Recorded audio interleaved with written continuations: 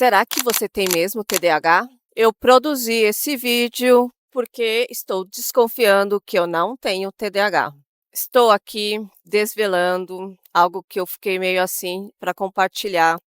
Não porque eu quero ser narcisista e ficar falando da minha vida, mas para você entender a complexidade da neurodivergência ou neurodiferença. Desde que eu comecei a produzir conteúdos, eu mergulhei cada vez mais no mundo atípico. A minha história com TDAH foi descoberta em 2009 por eu esquecer as coisas, por eu começar uma coisa e não terminar, por eu ficar pensando muito, aí viver nesse mundo aqui de distração, ser impulsiva, muito mais impulsiva na época de fazer as coisas e não pensar nas consequências, da impulsividade de falar coisas ou fazer coisas, ou a reatividade, né, por sentir muito e às vezes transformar muitas coisas em uma coisa muito grande, né, tempestade em copo d'água. E o que minha amiga fala muito da distorção temporal, porque uma vez eu estava lá, esperando a mensagem do crush, e ele, era no sábado que eu mandei a mensagem, aí conversando com ela, tal, aí eu falei: "Nossa, ele tá nem aí pra mim, né, porque ele nem me respondeu". Aí ela: "Carina, hoje é domingo, não faz nem 24 horas que você mandou a mensagem". Aí eu dei risada, né, que pra mim parecia uma semana. Você que é TDAH sabe muito, a gente começa uma coisa, não termina, esquecimento, distração, impulsividade, reatividade, distorção temporal, muita criatividade, conexão em pontos desconexos.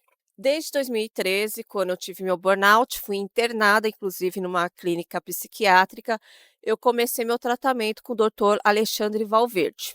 E o doutor Alexandre, na época da pandemia, 2021, se descobriu TEA.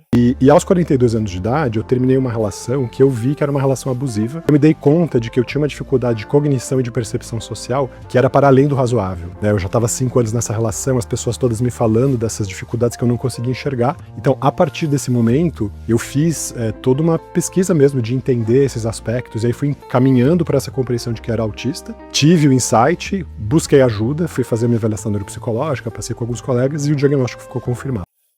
E aí ele começou, né, a divulgar isso, seja em jornais, mídia, né, porque ele é uma referência, nas redes sociais, começou a produzir um podcast, a Fractal, são 4 profissionais atípicos. E aí foi que ele começou a ficar, né, muito conhecido no mundo do TEA, e como ele também é superdotado, aí também começou a virar referência na superdotação. Atualmente ele ministra aula na pós-graduação da doutora Ouzeni, referência em superdotação, está sempre, em eventos e palestrando, até internacionalmente sobre esse assunto. Então, aí me deu um clique, até porque ele mudou, né, a produção de conteúdos no Instagram e achei bem interessante, e eu comecei a me aprofundar mais no mundo da superdotação. Ah, mas deixa eu voltar a um ponto. Em 2023, ele suspeita que eu sou TEA, e eu falei: "Não, eu sou TDAH, sou esquecida, sou isso, eu não sou TEA, eu me relaciono com as pessoas, não tenho problema de socialização, patati patatá". Mas fui, testar, fazer avaliação neuropsicológica, aí foram uma baterias de testes, de analíticas, de, sei lá, fazia vários exercícios, enfim. Foi feita uma entrevista com meus irmãos, minha mãe. O resultado, segundo a neuropsicóloga, é que eu sou TDAH alto e altas habilidades. Surpresa, né, com altas habilidades, porque eu sempre me considerei burra, nunca tirei notas altas, então eu não dei muita bola. Eu comecei a me aprofundar sobre a superdotação e talvez eu tenha desconfiado que eu não sou tanto TDAH e mais na área de superdotação e TEA. E aí eu vou dizer o porquê. O burnout ocorreu devido a eu fazer muitas experimentações em espaços urbanos, então eu sempre na minha vida fui mudando de carreira, né, de hiperfoco, desde, né, na área administrativa, daí depois eu fui para contábil, e aí depois para a área linguística, e depois essa coisa do teatro e a experimentação. E aí eu comecei a fazer muito trabalhos com moradores em situação de rua, com o pessoal da Cracolândia, Cortiço, e nisso eu fui me afogando em pensamentos, em pesquisas, e aí foi muito sentimento de tristeza, né, tentando entender o porquê, e aí eu me afundei e comecei a ter delírios. E o superdotado, ele tem isso, né, de querer muitos desafios, de, incansavelmente quer estudar, quer se aprofundar, muitas questões, muito sentimento, é hipersensível. E a minha hipótese que na escola eu ia mal, porque o método tradicional não foi feito para minha neurodiferença, né, então, essa coisa de ser uma coisa mais quadrada, de questões, uma coisa mais fechada, eu sou muito mão na massa, se eu fizesse eu tenho o sonho, né, de montar uma escola e ser uma cultura mais maker, de projetos, solução de problemas, trazer o empreendedorismo, enfim.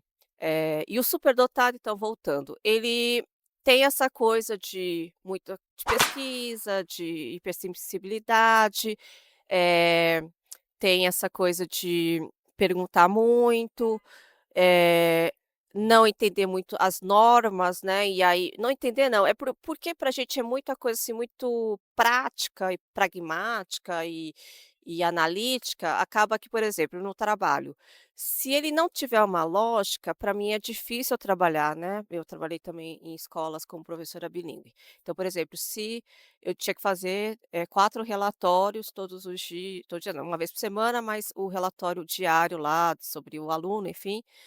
Aí eu falei: "Ah, por que que não comporta esse 4 relatórios?", porque eu trabalhava 1 hora a mais todos os dias e não ganhava por isso.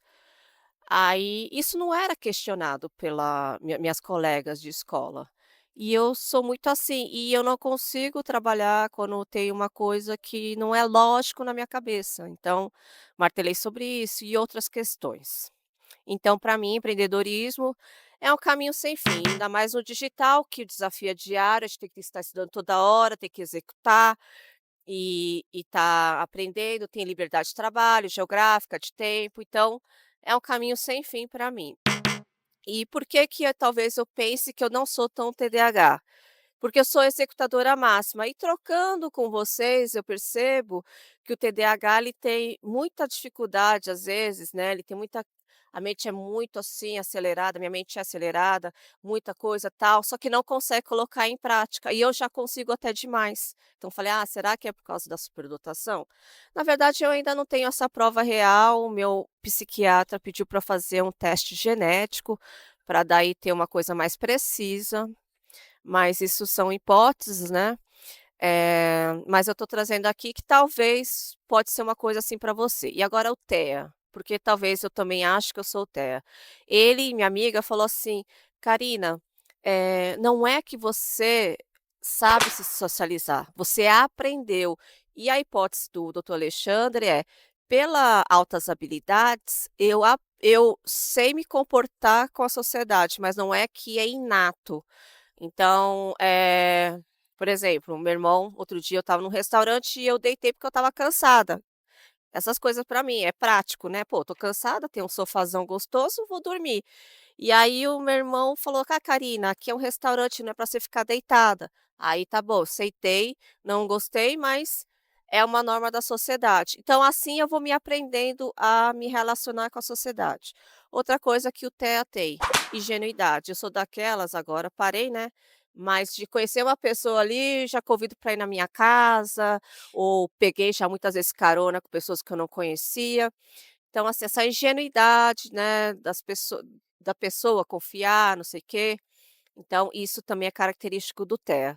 Outra coisa que eu pensei muito do TEA, eu não entendo piada, e o TEA tem essa dificuldade de entender esse sarcasmo, né, enfim, é uma coisa que eu não consigo entender e isso é muito do TEA. Olhar no olho também, para mim é difícil, eu já tive, entrevistas de emprego que a mulher falou para mim assim: "Eu não confio em você, você não olha no olho".